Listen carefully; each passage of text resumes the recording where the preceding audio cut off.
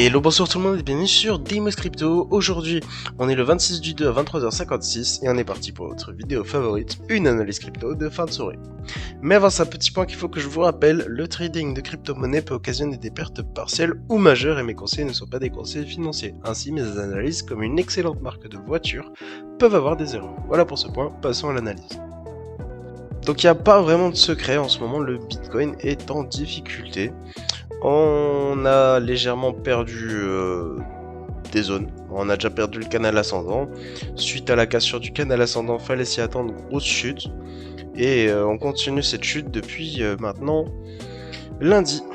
Donc lundi fut la journée fatale et on continue. Petit à petit, on casse les supports. Donc ici, on est en train, donc en journée daily, on est en train d'essayer de casser les 86 259 et les 85 030. Donc il faudra faire attention parce que on est sur une situation quand même assez critique au niveau du Bitcoin. Il faudrait vraiment que le Bitcoin remonte assez vite. Sachant qu'il est possible que le Bitcoin atteigne les 76 000 $. Donc ici, il faudra quand même faire très attention. On a sûrement un Bitcoin qui va continuer encore de descendre, c'est malheureux. Mais on a quitté beaucoup trop de zones importantes, on a cassé beaucoup trop de supports importants. Et comme je vous avais prévenu, suite à la cassure des 91 239 $, on n'a pas pu faire grand chose, le Bitcoin est parti à la baisse de manière très violente. Donc d'ailleurs le canal ascendant, pareil, cassure, grosse baisse. Tout en fait, tout ici c'est les conséquences, c'est les conséquences globalement. Maintenant il faut savoir que en plus gros terme, en plus grosse période de temps, donc en weekly par exemple, on peut voir qu'on reste quand même sur quelque chose de très bullish au niveau du Bitcoin. On est sur un Bitcoin qui fait quand même des plus bas de plus en plus haut et des plus hauts de plus en plus haut. Donc pour l'instant, sur du long terme, il n'y a rien d'inquiétant. Parce que comme vous le voyez sur du weekly, on est toujours sur une tendance haussière. On n'est pas retourné à un niveau de prix trop dangereux. Ici, on devrait s'inquiéter si on retourne en dessous des 70 000 $. Ici, aller en dessous des 70 000 $ serait très dangereux. Maintenant, pour l'instant, on est toujours sur une tendance haussière. Et à très long terme, je le rappelle, en monthly, on avait le Bitcoin qui nous avait fait une TAS séance. Et cette TAS séance, elle avait comme objectif les 126 000 $. Donc ici, en monthly, on a encore pas mal de choses à aller chercher. Et on a peu de chances quand même que le Bitcoin descende en dessous des 70 000 $.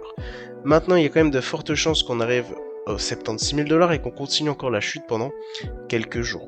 Donc il faudra quand même faire attention avec le Bitcoin à ce niveau-là. Mais maintenant, on va parler d'ailleurs de la liquidity map. Et donc on peut voir au niveau de la liquidity map qu'on a globalement été chercher une belle partie de la liquidité au sud. Et donc on a encore pas mal de liquidité à aller chercher jusqu'aux 78 000 $, comme je viens de vous le dire. On pourrait avoir un Bitcoin qui va chercher jusqu'aux 76 000, 78 000 $ pour repartir à la hausse. Donc il nous reste quand même toujours pas mal de liquidité au nord. Des 105 000 jusqu'aux 120 000, on a une belle poche de liquidité. Maintenant ici, il est clair que la liquidité juste en dessous est bien plus intéressante, surtout suite à la chute. Donc il faudra faire attention, le Bitcoin risque de prendre encore pas mal de liquidité avant de remonter. Ensuite, au niveau du calendrier économique, comme vous voyez, on est demain jeudi. Et donc pour jeudi à prévoir, à 9h55, l'Allemagne qui fera l'évolution du nombre de chômeurs. Et à 14h30, les États-Unis qui feront le PIB trimestriel ainsi que les inscriptions hebdomadaires au chômage. Ensuite, pour terminer la semaine, on aura vendredi l'IPC française, le PIB français. Et donc on aura aussi à 9h55 l'évolution du nombre de chômeurs allemands. Et 14h, l'IPC allemande mensuel, ainsi que 14h30, le PCE Core, indice des prix à la consommation des ménages annuels et mensuels. On aura quand même samedi à 2h30 du matin, la Chine qui fera un petit PMI manufacturier, mais ici, rien de bien inquiétant. Donc je rappelle que toutes ces heures sur le marché sont des heures capables de faire des gros mouvements, d'avoir beaucoup plus de volatilité que des heures normales. Donc c'est toujours des heures à surveiller sur le marché. Ensuite, passons sur le Bitcoin en 4 heures. Globalement, il n'y a pas grand chose de plus intéressant, juste on voit qu'on a quand même une puissance acheteuse. On voit qu'en 4 heures, on a des bougies vertes qui se présentent, contrairement en daily où on a que des grosses bougies rouges. Donc ici, en 4 heures, on voit que la fin de la bougie à 20h, on a eu un rebond et donc globalement on est en train de tirer vers le haut pour peut-être garder les 85 000 $ comme support, ou peut-être créer un nouveau range, ou alors on va continuer la chute et ce n'est que une bougie verte temporaire. En tout cas ici on voit que le RSI se situe à 18 et globalement on a une divergence sur le RSI, donc on peut voir ici que on a un RSI qui se situe à 18. Ici, pareil, on a un RSI qui se situe à 18, mais le prix n'est pas le même. Ici, on est à 83 000 $, donc dans la clôture. Et ici, on était à 87 000 $. Donc, on a une légère divergence sur le RSI. Il faudra faire attention à tout ceci. En plus de ça, on a la Bitcoin dominance qui est en train de faire une petite chute.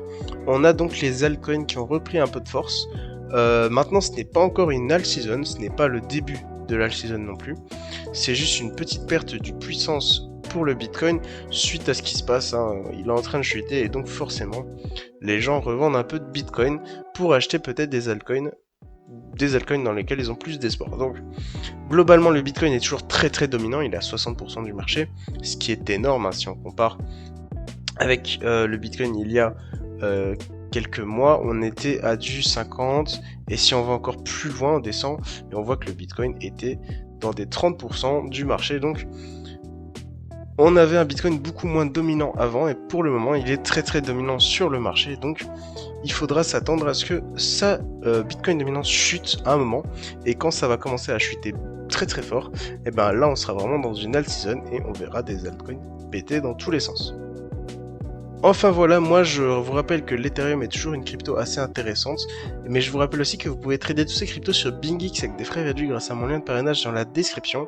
Vous avez une alternative BitGet qui est beaucoup plus intéressante pour le trading, donc vraiment allez sauter sur l'occasion.